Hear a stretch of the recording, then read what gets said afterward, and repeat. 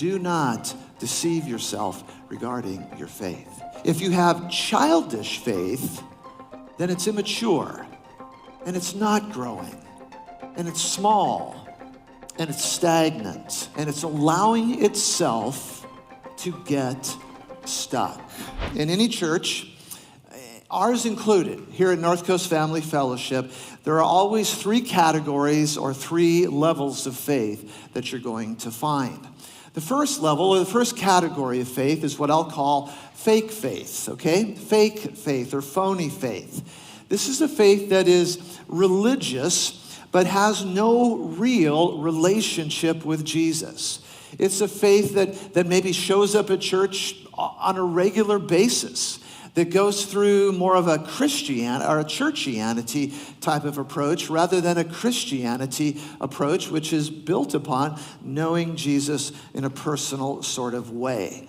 Jesus talked about this in Matthew chapter 7 and verses 21 to 23 when he spoke to his following, and he said, guys, not everyone who says to me, Lord, Lord, will come into the kingdom of heaven. In fact, for some people, Jesus warns us, he says, I'll end up saying to you, rather, I never knew you. Depart from me. Now, that's scary. That's frightening. Jesus is saying flat out, there's going to be a lot of folks who, when they die and when they come face to face with him, they think they're ready for heaven because they've gone to church. They think they're ready for heaven because they've done religious sorts of things. And yet Jesus says, hey, just being religious doesn't cut the mustard. Just going to church doesn't open the doors of heaven for you. And so he says, this is a fake, phony sort of faith. And I'm scared today that many, many people across our land who call themselves Christians, and maybe even some of you here in our own church, believe that you're a follower of Christ when indeed you are not. Because you're doing church things, religious things, but you don't have a personal relationship with Jesus. You don't know him in an intimate sort of way. And so the first thing we've got to just realize as we talk about flatlined or fired up, man, do you have real faith? Or is what the faith you've got, is it fake and phony? And do not deceive yourself regarding your faith. Second type of faith that you'll find in any church is what I'll call fledgling faith. Fledgling faith or baby sort of faith. This is kind of basic salvation belief. Sometimes preachers refer to this as fire insurance faith, right? Fire insurance faith. You know, you're saved and you truly are, but in all reality, your faith is kind of still and stagnant. In Romans chapter 14, in verse 1, the Apostle Paul talked about these folks, and he said, these are the ones whose faith, they have it, however, it is weak. They have a weak sort of faith. You have faith, but it is small, and it does not set on course. It doesn't set on fire the course of your life. In Hebrews chapter 5, in verses 11 to 13, the Bible tells us this, you have become dull. And the word means actually lazy. Lazy in terms of your faith.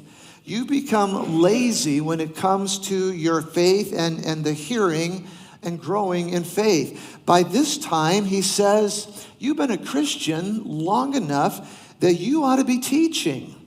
But instead, you still need someone to teach you and to really take you back over and over and over again to the basics of God, to the basics of faith, to the basics of Christianity. He says, if you have a weak faith, you're still sucking on milk and you're not eating solid food.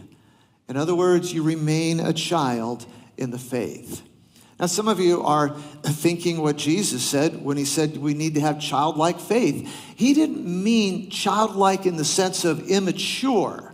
Because when I'm talking about fledgling faith, I'm talking about an immature type of faith. He meant childlike faith that was innocent and totally trusting God for anything and everything. So if you have childlike faith, it's because you really do believe God, and you really have a faith that is growing and is setting on course setting on fire the course of your life. If you have childish faith, then it's immature, and it's not growing, and it's small, and it's stagnant, and it's allowing itself to get stuck. There's a third kind of faith, and that is what we'll call fired up faith. Fired up faith, and this is faith as our God meant it to be lived and experienced. Fired up faith as God meant it to be lived and experienced. This is the faith that allows us to experience the adventure of walking with the living Jesus on a daily basis. In 2 Corinthians chapter 5 and verse 7, the Bible tells us this: if this is you, then you're walking by faith, not by sight. Fired up faith propels life forward with courage, even in uncertainty when we can't quite see where we're going. Fired up faith says, Lord, I can see where I'm at, but I can't see where I'm supposed to go. I'm not quite sure. And the Lord says, follow me. And you say, I will if you let me see where I'm going. He says, no, I'm not going to do that. He says, just follow me. Fired up faith says, okay, that's enough, Lord. I don't need to see where you're going to take me. I just need to stay focused upon you. Jesus also talked about fired up faith in Matthew 17 again, this time verse 20, where he says, truly, truly, I say to you, even if your faith is small, but real, like a mustard seed, then you can say to this hill or to this mountain, move. And the crazy thing will actually move.